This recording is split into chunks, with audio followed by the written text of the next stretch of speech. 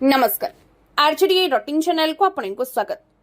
प्रेमिक सह केरल फेरार नाबालिका मृत्यु थाना अटक प्रेमिक सहित प्रेम करी फेरार हो 17 वर्षीय नाबालिका मृतदेह केरल घर को फेरी।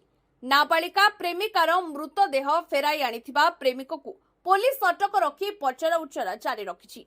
घटना देखा मिली चांदिली थाना अंतर्गत कोल्लार ब्लॉक सूरी पंचायत सानपदिया गाँव में। घटना प्रकाश पेंटा पंचायत चांपरगुड़ा ग्रामर पाइडी सचिन बयस 19 सानपदिया गाँव जड़े नाबालिका प्रेम करते। आज को 6 मास तले उक्त नाबालिका केरल फेरार हो सचिन। तेबे केरल रे नाबालिका देह असुस्थ हेबा एवं परवर्ती समय केरल राज्यर एर्नाकुलम सरकारी चिकित्सालय नाबालिका चिकित्सा अवस्था मृत्यु घटी।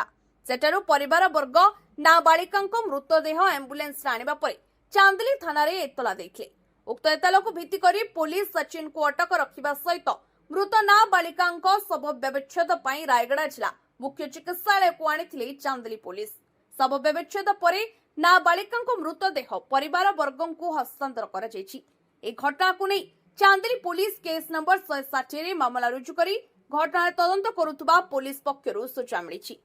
अन्यपटे नाबालिका झील को प्रलोभन देखाई फेरार कर प्रेमिक सचिन नाबालिका मारी परिवार वर्ग थाना लिखित अभियोग करछंती।